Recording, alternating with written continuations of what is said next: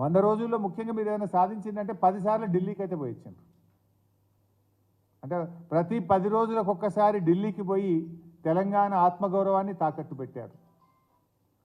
రైతు బంధు పడలేదని ఎవరైనా రైతులు అడిగితే ఒక మంత్రి గారు చెప్పుతో కొట్టమంటాడు. ఇది 100 రోజుల్లో కాంగ్రెస్ పార్టీ ఘనత. రైతు బంధు పడలేదంటే చెప్పుతో కొట్టమంటాడు మంత్రి గారు. ఇది మీ పాలన తీరు.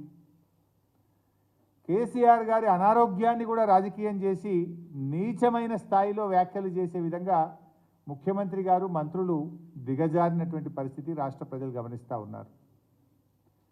పార్లమెంట్ ఎన్నికల్లో కాంగ్రెస్ బీజేపీలు కుమ్మక్కైన విషయం మొన్నటి బడేబాయి చోటేబాయి దాంతోని రాష్ట్ర ప్రజలకు సంపూర్ణంగా అర్థమైపోయింది.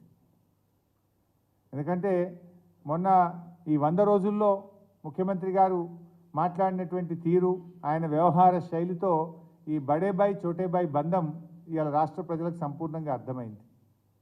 ఢిల్లీలో కాంగ్రెస్ బీజేపీలు బద్ధ విరోధులు, తెలంగాణలో మాత్రం వారిది బలమైనటువంటి బంధం కనపడతా ఉంది.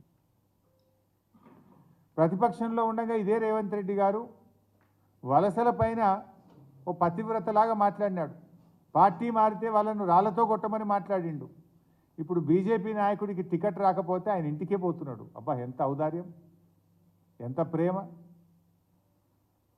ఇట్లా అనేక అంశాలపై ఇవాళ యూటర్న్ తీసుకున్నారు. మీరు అట్లా చెప్పుకుంటూ పోతే పెద్ద లిస్టు. అదేంటి ఫార్మాసిటీ రద్దు, తర్వాత లేలే మేము 3000 ఎకరాలకు ఫార్మాసిటీ పెడతాం, మెట్రో రైలు రద్దు, లేలే రూటు మారుస్తాం.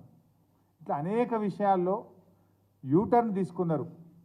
వీరి పాలనలో యూటర్ను యూట్యూబ్ పాలనే కనపడతా ఉంది. రేవంత్ రెడ్డి గారు ఇలా ఏమన్నారో ఒక్కసారి వీడియో చూడండి.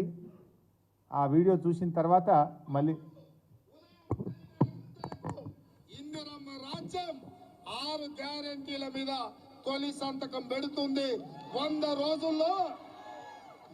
రోజుల్లో ఈ పథకాలను అమలు చేస్తా. వారు ఏం చెప్పిండ్రు?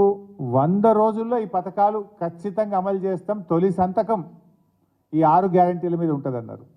తొలి సంతకం 2 లక్షల రుణమాఫీ మీద ఉంటుందన్నారు. తొలి క్యాబినెట్ దీనికి చట్టబద్ధత తెస్తాం అసెంబ్లీలో అని చెప్పినారు. మొదటి అసెంబ్లీ సమావేశాల్లోనే చట్టబద్ధత తెస్తామని చెప్పినారు.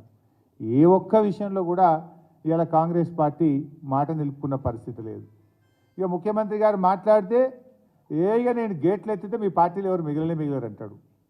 ముఖ్యమంత్రి గారు పార్టీల గేట్లు ఎత్తడం కాదు, ముందు ప్రాజెక్టుల గేట్లు ఎత్తి ఎండిపోతున్న పంట పొలాలకు నీళ్ళు ఇచ్చి ఆ పంటల్ని కాపాడే ప్రయత్నం చేయండి. మిమ్మల్ని పరిపాలించడానికి అవకాశం ఇచ్చారు ప్రజలు.